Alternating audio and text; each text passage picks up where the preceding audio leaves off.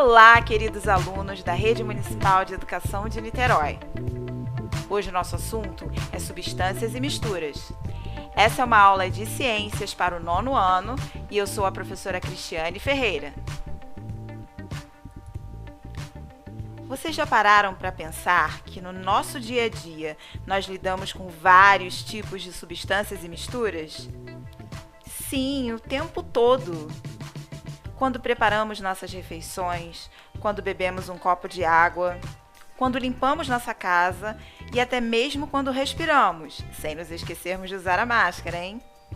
Opa, só toma cuidado para não se atrapalhar. Em todas essas e em inúmeras outras situações, estamos lidando com substâncias e misturas. Mas então, qual a diferença entre essas duas palavras, entre esses dois termos? O que é, então, uma substância e o que é uma mistura? Mas antes de definirmos estes termos, precisamos nos lembrar de um outro conceito muito importante. Vocês se lembram qual a definição de matéria? Matéria é tudo que tem massa e ocupa um lugar no espaço. Ou seja, toda e qualquer coisa que tenha uma existência real é considerada como matéria. Então, as plantas, como as árvores, as flores, os micro-organismos, como vírus e bactérias, o ar, a água, o solo, as rochas, seres humanos e os outros animais, todos são constituídos de matéria. E a matéria é formada por pequenas partículas que nós chamamos de átomos.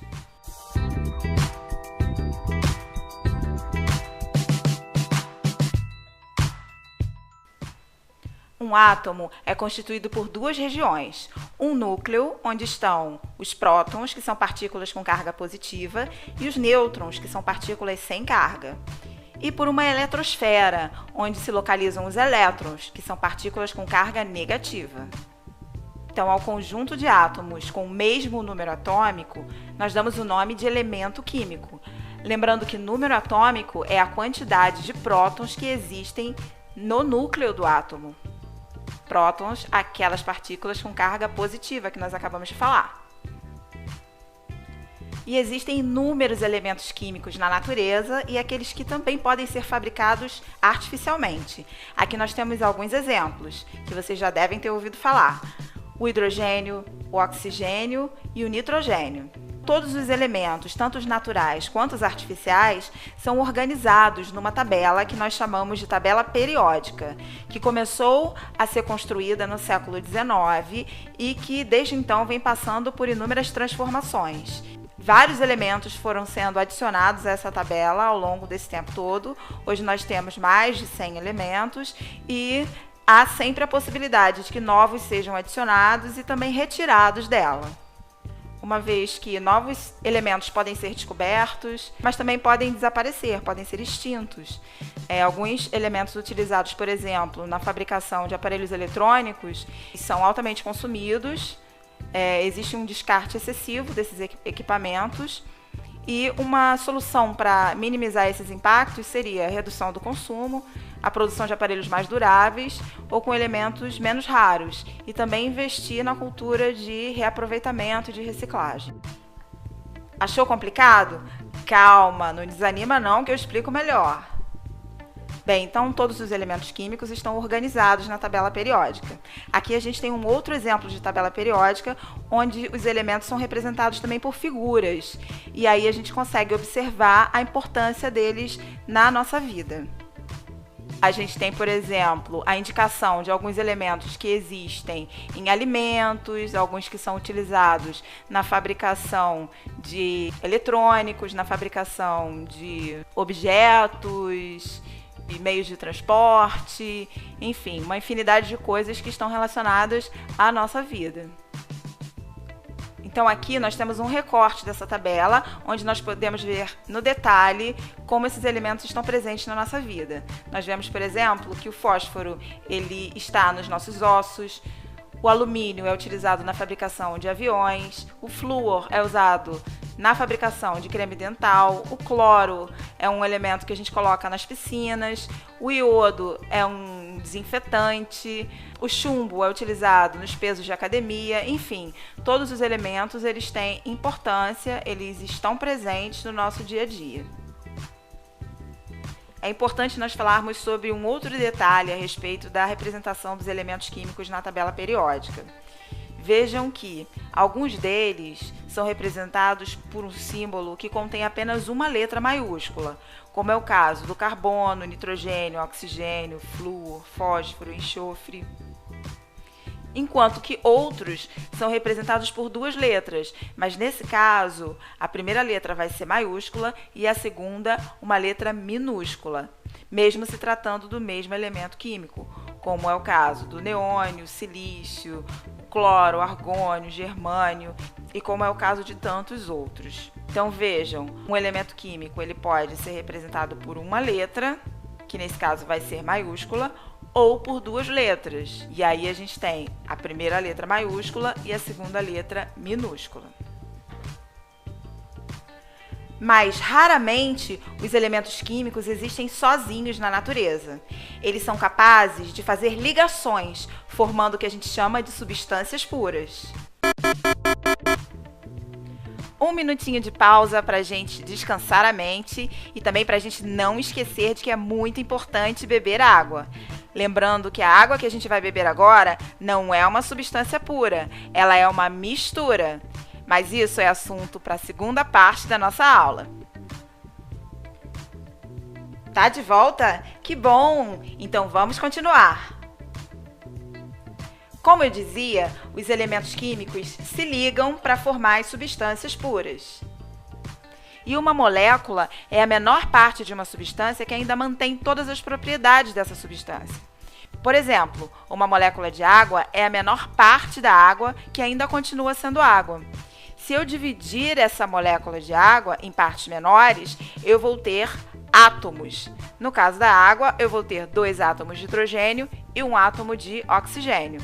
Mas se esses átomos estiverem separados, eles não têm as propriedades da água. Para eu ter uma molécula, eu preciso ter a união entre os átomos. Quando os átomos se ligam, eles formam moléculas. Eu disse para vocês que um elemento químico, ele raramente está sozinho na natureza. Ele precisa se ligar a outro elemento químico para formar uma substância. Então, aqui nós temos 2 exemplos. No primeiro exemplo, nós temos o elemento químico oxigênio, só que nós temos 2 átomos do elemento químico oxigênio, que são representados por essas bolinhas vermelhas. Então, cada bolinha dessa é um átomo do elemento químico oxigênio. Eles dois vão se juntar para formar o gás oxigênio, que é uma substância pura, que é uma molécula da substância pura gás oxigênio. No outro exemplo, nós temos 2 tipos de átomos diferentes. O vermelhinho, que é o átomo de oxigênio, e as 2 bolinhas brancas, que aqui estão representando os átomos de hidrogênio. Então, a união entre 2 átomos de hidrogênio com 1 átomo de oxigênio vai formar uma molécula da substância pura água. Aqui nós temos outros exemplos de substâncias puras. Observem à esquerda que nós temos o gás hidrogênio, formado por 2 átomos de hidrogênio, H2, e temos o gás nitrogênio, formado por 2 átomos de nitrogênio, N2. Já do lado direito, nós temos a água oxigenada, que é formada por 2 átomos de hidrogênio e 2 de oxigênio, H2O2, e temos o gás carbônico, formado por 1 átomo de carbono e 2 átomos de oxigênio. Nos 4 exemplos, nós temos substâncias puras, mas vejam que as substâncias da esquerda, o H2 e o N2, elas são formadas por um tipo de átomo apenas. Já as substâncias que estão à direita são também substâncias puras, mas são formadas por átomos diferentes. No primeiro caso, na água oxigenada, nós temos átomos de hidrogênio e de oxigênio, e no gás carbônico, átomos de carbono e de oxigênio. Nessa animação, nós temos a representação de várias moléculas da substância pura água. Vejam que cada conjuntinho desses, formado por uma bolinha vermelha, que representa o átomo de oxigênio, e 2 bolinhas azuis, que representam os átomos de hidrogênio, cada conjuntinho desse é uma molécula, é uma representação de uma molécula da substância pura água. Então, quando nós temos um conjunto de várias moléculas iguais, nós temos uma substância pura. Assim, nós podemos concluir que substâncias puras são aquelas formadas por apenas um tipo de molécula. Aqui vemos imagens de substâncias puras. Acima, à esquerda, nós temos o mercúrio, que é o único metal líquido à temperatura ambiente. Ao lado, o CO2, uma representação do CO2, que é o gás carbônico. Embaixo, nós vemos cilindros de gás oxigênio, que é o gás que nós usamos na nossa respiração. E vemos também uma garrafa de água destilada, que é uma substância pura, diferente da água que nós bebemos. Então, nós concluímos que as substâncias puras podem ser simples ou compostas. As substâncias puras simples são aquelas formadas por apenas um tipo de elemento químico, como é o caso do O2 e do N2, por exemplo. O O2 é o gás oxigênio, formado por 2 átomos de oxigênio. Vejam que aí só tem um elemento oxigênio, que é o O. E o outro exemplo é o do gás nitrogênio, que também é formado por 2 átomos de nitrogênio. Aí a gente só tem o elemento químico nitrogênio, que é o N. Então, quando a gente tem apenas um tipo de elemento químico na substância, a gente chama essa substância de substância pura simples. Já nas substâncias puras compostas, a gente tem mais de um tipo de elemento químico. Vejam como exemplo a água e o gás carbônico. Na fórmula da água, a gente tem o H, que é o hidrogênio, e o O, que é o oxigênio. 2 elementos químicos diferentes, então a gente diz que é uma substância pura composta. No CO2, que é o gás carbônico, mesma coisa. 2 elementos químicos diferentes, o C, que é o carbono, e o O, que é o oxigênio. Então, essa é também uma substância pura composta. Aqui a gente tem uma outra forma de representar as substâncias simples e as substâncias compostas. No primeiro quadro, no de substâncias simples, nós temos várias moléculas, que são esses conjuntinhos. Cada molécula tem 2 átomos, que são essas bolinhas azuis. Então, se os 2 átomos eles são representados pela mesma cor, a gente pode deduzir que eles são átomos iguais, são átomos do mesmo elemento químico. Se são átomos do mesmo elemento químico, a gente tem, então, uma substância simples. Já no segundo quadro, nós temos os conjuntinhos, as moléculas formadas por átomos de cores diferentes. Então, cada molécula é formada por 2 átomos, um verde e um rosa. Isso significa que, já que são cores diferentes, isso nos leva a entender que são átomos diferentes. O átomo rosa é diferente do átomo verde. Por isso, a gente diz, então, que essa é uma substância composta, porque as suas moléculas são formadas por átomos diferentes, por mais de um tipo de átomo. Mais um exemplo de como podemos representar as substâncias. Aqui nós temos as substâncias simples. O gás hidrogênio, por exemplo, H2, formado por 2 átomos iguais de hidrogênio. O gás oxigênio, que é o O2, formado por 2 átomos iguais de oxigênio. O gás nitrogênio, que é o N2, formado por 2 átomos iguais de nitrogênio. E o gás ozônio, que também é formado por oxigênio, só que aqui nós temos 3 átomos de oxigênio, que vão formar um gás diferente do gás oxigênio, que é o O2. O gás formado por 3 átomos de oxigênio é o O3, que é o gás ozônio. E aqui mais uma representação das substâncias compostas. Novamente falando do gás carbônico, representado por um átomo de carbono, que é o C, e 2 átomos de oxigênio. E a água, representada por 2 átomos de hidrogênio, H, e um átomo de oxigênio. Vejam que nos 2 casos nós temos átomos diferentes formando uma substância. E por isso a gente chama essa substância de substância composta, porque é formada por mais de um tipo de átomo.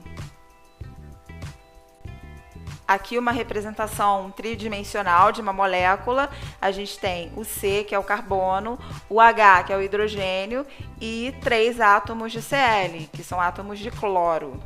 Vejam que também é uma substância composta, porque é formada por mais de um tipo de elemento químico, nesse caso aqui por 3 tipos diferentes de elementos químicos, embora seja formada por 5 átomos, mas vejam que os átomos de Cl eles se repetem, então é um carbono, um hidrogênio e 3 cloros.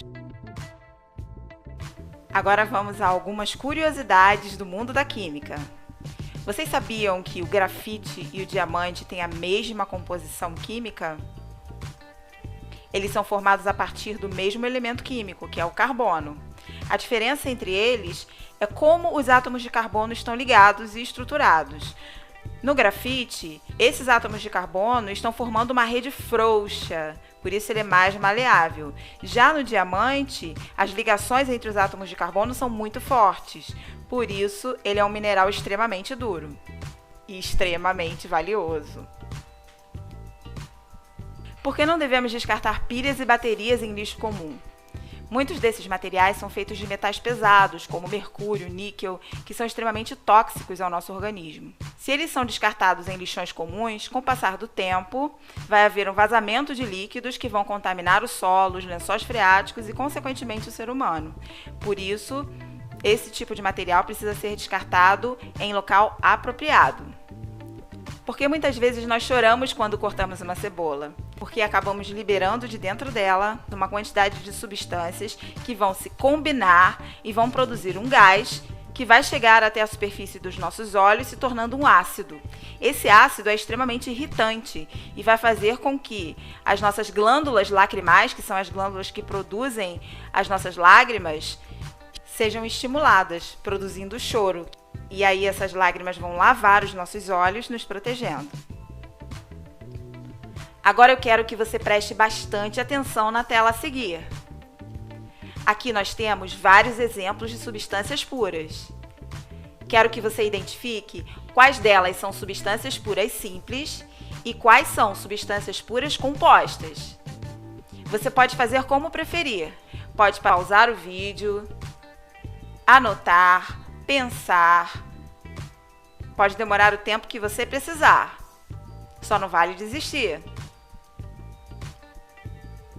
E aí, conseguiu? Tenho certeza que sim. Meus parabéns!